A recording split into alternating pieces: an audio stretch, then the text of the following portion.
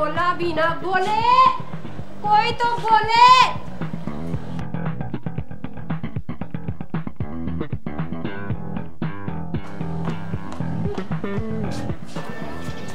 ये भोला कहाँ चला गया? अस्सलाम वालेकुम बीबी जी। वालेकुम अस्सलाम। अच्छा, राबिया बीबी को कहना कि मैं आई हूँ उसे पिक करने। वाह बीबी जी, नई गाड़ी ले ली? हाँ, अभी नई नंबर प्लेट लगवा के आई हूँ। अच्छा जी। हाँ।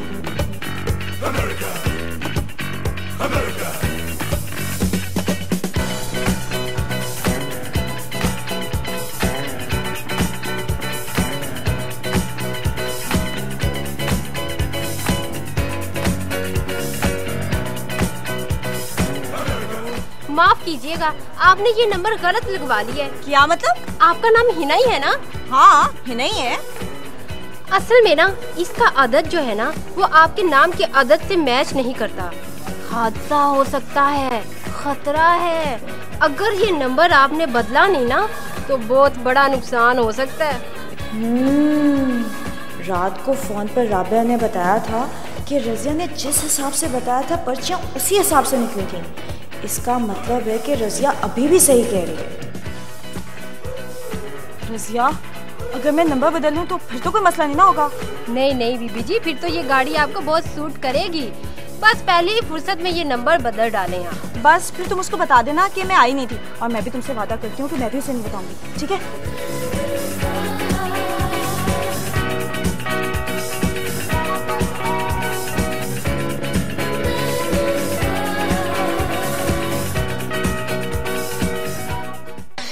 मैंने फैसला कर लिया, मैं ये जॉब बहुत जल्द छोड़ दूंगी और मैं ऑफिस जाऊंगी ही नहीं। तुम्हारे ऑफिस वाले तो शुक्र अदा करेंगे। क्या मतलब? मेरी फ्रेंड हिना आ गई है। अमीन बीबी, आपको लेने आपकी फ्रेंड आई है। बाय राबिया। राबिया, हिना नहीं आई? Shut up.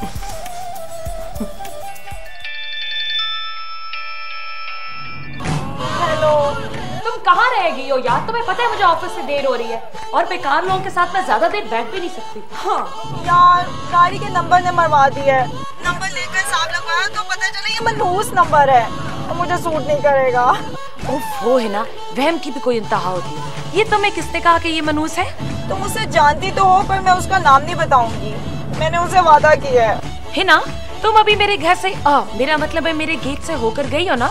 हाँ, नहीं, अगर मैं होके भी गई होंगी ना तो तुम्हें नहीं बताऊंगी। मैंने इसका भी उससे वादा किया है। बहरहाल पहले मैं इस मनहूस नंबर का तो कुछ कर लूं।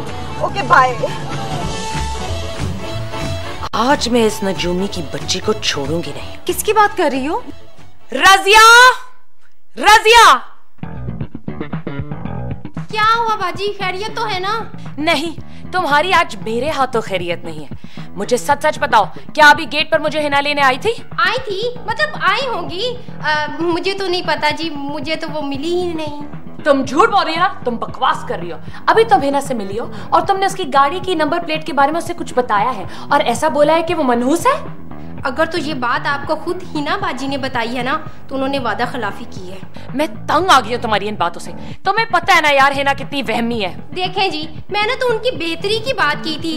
वैसे भी मेरा हिसाब कभी गलत नहीं निकला। हाँ राबिया, एक बात बताऊं, ये कैब बिल्कुल ठीक रही है। पिछली बातें भी इसकी सच हुई थी। वो सिर्फ एक तुक्का था और ऐसे तुक्के बार बार नहीं लगते। रजिया, तुम यहाँ से निकल जाओ। राबिया, इस बेचारी ने कहाँ जाना है? मुझे नहीं पता, लेकिन अगर ये यहाँ पर रही तो मैं इसे जान से मार दूंगी। राबिया, तुम होश में तो हो ना? बस रहने दे रोम्स बाजी, मैं अब यहाँ एक मिनट नहीं रुक सकती। मैं अपनी और बेइज्जती बर्दाश्त नहीं कर सकती। जाओ जाओ, बेइज्जती बर्दाश्त नहीं होती, चलो जाओ। लेकिन मेरी जाने से पहले एक बात सुन लें आप। यही ना कि मुझे माफ कर दो। अपनी माफी अपने पास रखें, मुझे माफी की कोई जरूरत नहीं। और हाँ, आप तीनों एक बहुत बड़ी मुसीबत में फंसेंगी, तब जाके आपको पता चलेगा कि मैं झूठ बोल रही हूँ या सच। पहले भी इसकी बातें सच हुई है राबिया। मैं नहीं मानती इन बातों को। बोले? हाँ जी। तुम अपनी जगह पे टिकते क्यों नहीं हो? जी मैं तो इधर ही था जी। अगर तुम इधर ही थे तो फिर मुझे नजर क्यों नहीं आए? अब जल्दी से जाओ और किसी रिक्शा गाड़ी का बंदोबस्त करके आओ, मुझे ऑफिस जाना है। ओ नहीं जी, कुछ नहीं हो सकता बंदोबस्त, आज हड़ताल है जी। अल्लाह, एक तो इस मुल्क पे हड़तालें ही नहीं खत्म होती, बारिश नहीं होती तो हड़ताल हो जाती है। हेलो, अच्छा तो फिर जल्दी से आओ। हाँ हाँ ठीक हो गई गाड़ी, बाहर आ जाओ, मैं गेट पे खड़ी। हाँ जल्दी आओ।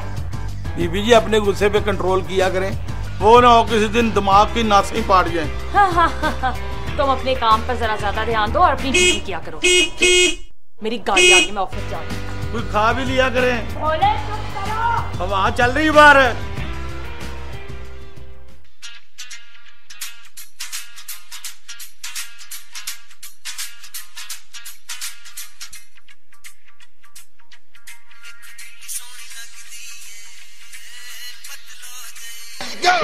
देखो निम्मल, इस दुनिया में बहुत सारे ऐसे लोग हैं जिनके यहाँ औलाद नहीं होती, अल्लाह की देन है। ये सब कुछ तो मैं समझती हूँ, मगर इस दिल का क्या करूँ? इस तरह परेशान रहोगी तो गुजारा कैसे होगा? बीमार पड़ जाओगी। मैं देख रहा हूँ कि जब से इस घर में आए हैं तुम्हारी बेचैनी और परेशानी बढ़ती जा रही है। वो मैंने एक बहुत पहुंचे हुए बुजुर्ग का सुना है, आज उनके पास जाना भी है।